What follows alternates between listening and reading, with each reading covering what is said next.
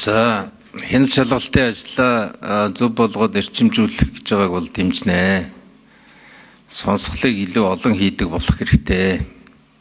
Илүү чанартай хийдэг болох хэрэгтэй. Сонсголын хугацааг бол илүү урт 50 болгох хэрэгтэй.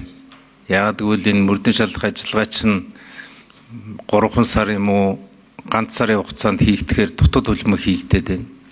Үр дүн гарахгүй байна. Их урт хугацаанд нарийн шалгах ёстой маш ноцтой гэмт хэрэгүүд сүүлийн үед маш их хэмжээгээр сонсогдож байгаа. Тийм учраас бол би одоо хяналт шалгалтын сонсгол хийх ажлыг нэг чуулганы хугацаанд хоёрыг хийн, тэрийг чуулганыхаа хугацаанд барагдуулна гэдэг зүйлийг та бүхэн маань хэлэлцүүлгээ явцад ушруулах боломжийг гаргаж өгөөрэй гэж хүсмээр байна.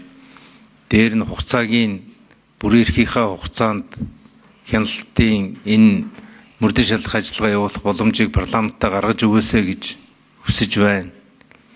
За тэгээд ингээд багц уул явж байгаа учраас нэг зүйл жижигхэн зүйл хэлмээр байгаа юм. Тэр их хурлын гишүүд тодорхой асуудлыг дэмжиж дэмжихгүй үг хэлэхдээ эндэр дээр очиж үг хэлдгийг одоо болиулах хэрэгтэй. Монгол улсын их хурлын гишүүн өөрийнхөө сууж байгаа суудлын дээрээс үгээ хэлэх хэрэгтэй баймаар.